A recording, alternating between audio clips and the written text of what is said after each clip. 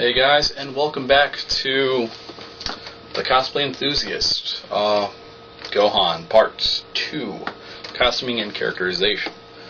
As always, quickly just going to go over some costuming stuff about the character and how to be in character if you choose to pursue this cosplay. Again, I know there are people who have that interest and yada yada yada. So yeah, let's just get down to it. First off, Gohan's basic outfit. It's pretty much like Goku's outfit in that it's an orange karate gi. Now, unfortunately, I didn't have that in my disposal. Well, at my disposal.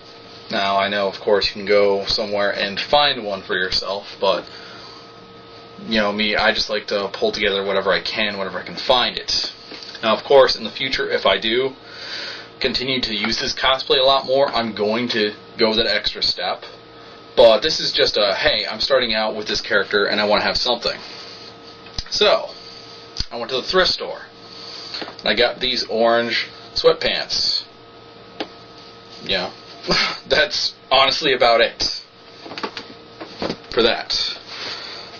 For the shirt, I got a shirt at Michael's, Walmart, something like that. Basically, they just have blank, single color t-shirts.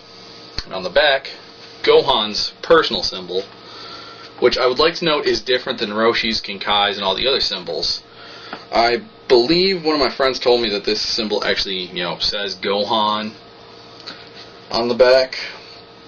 But I did this with fabric paint. I got the stuff that I found at Michael's and Walmart and such. The brand is Tulip, I believe. But, basically, you just put it on the shirt, spread it out, and then I think actually the black I did with a Sharpie. Again, not very involved, but something. Oh, and one other quick thing I did with the shirt. Because I'm not using a karate gi, I don't exactly have belt loops for the sash, which was this blue piece of long cloth. So I cut some holes, and I used my normal belt, just fed them through the holes, and then I just fed the sash over those holes. That way he still has the sash on. It helps a bit with the costuming. Oh crap, I forgot my wristbands, which were basically just pieces of cloth that I just, because I can't sew, I just bobby pinned them together. But yeah, so there's that. And then of course, always under the karate gi shirt, they have a darker bluish shirt that they wear under it, part of their weighted clothing, because that's how they trained originally, was wearing heavy weights and doing all of this crazy work, which helped them to grow and become stronger. Which is one of the things I try and do in my personal life. Again, not really important, but just worthy of note. Now, a few other details that I didn't get to touch on here, but if you're going to do it, you might as well know about them. If you're going to go Super Saiyan, get a wig or something like that. Unfortunately, the usual Super Saiyan wig you're going to find is going to be the Goku style of whoosh, up and, Goku, Vegeta. Unless you can find some good dye and you can style your hair properly. Basically, Gohan kept his hair short, so it's kind of hard to do that. So I just went with my normal hair. So apologies for that. Second, they have the larger boots. Looking at them, I would say a good real-world equivalent would be UGG boots. Those big fuzzy boots. I should probably add a picture of that just so we have it for reference.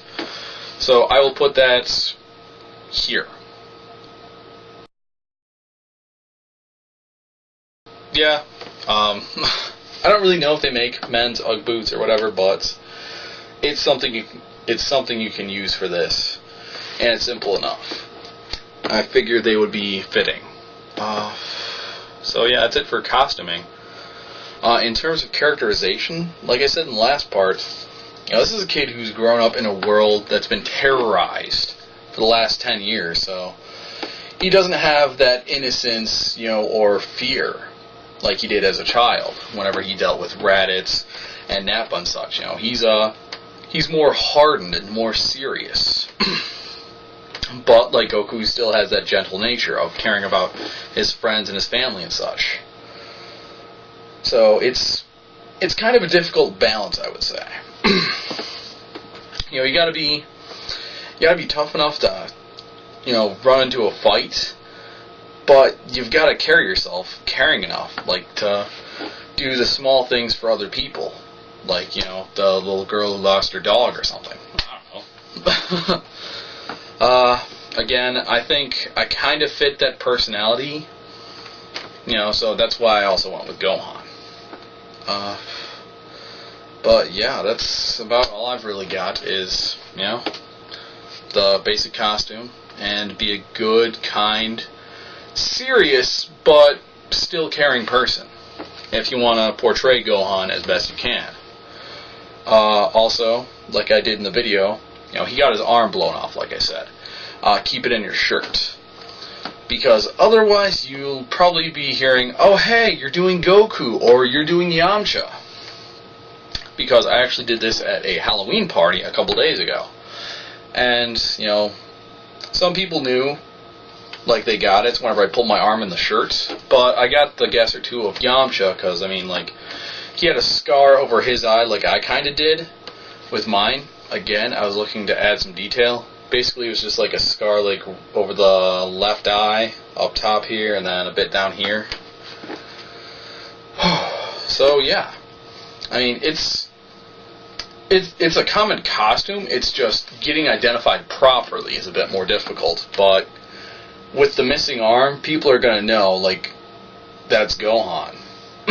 And I'm hoping that, you know, they really appreciate and respect that, 'cause I mean, like, it was a pretty big thing he did, I have to say. Okay, I've rambled on long enough, guys. If you have any questions, comments, concerns, thoughts, leave them in the comment section below.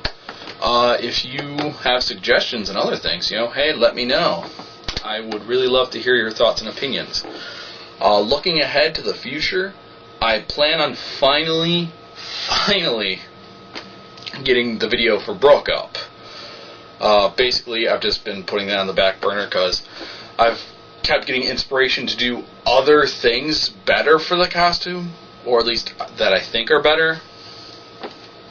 But, you know, I'm just gonna do something, get it out there, and then if I have to do updates later, I'll do them as I need to.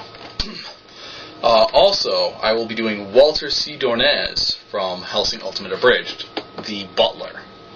Again, he's a classy guy, and my buddy Jack already does Alucard very well. And, yeah, I don't know. I just like Walter. He's a good, interesting character. Because, I mean, one of the things that I do with my cosplay is generally, I'm not going to focus on main characters. You know, they get all the hype and the love and the blah, blah, blah. You know, I look at the supporting characters, the dudes who are on the front lines with that main character, but might not get as much credit. You know, like Kuwabara, Joey Wheeler, Usopp, Captain Quark. And actually, you know what? Now that I think about that, stay tuned, guys. I'm going to be starting up another series. I know, I'm sorry. But this one is for supporting characters. I'm going to call it For the Supporting Characters. Or, as I will call it in my panel, you know, every dork has their day. But basically, just taking a quick look at cool characters in anime, video games, and etc. that are supporting characters that I feel like warrant attention, for sure. So yeah, again, I've rambled on way too long with this one, so I'm just going to cut it here. As always, guys, have fun, be safe, be creative, be clever, and yeah, keep cosplaying, keep watching anime, playing video games, and, you know, as always, be yourself, and you can never go wrong.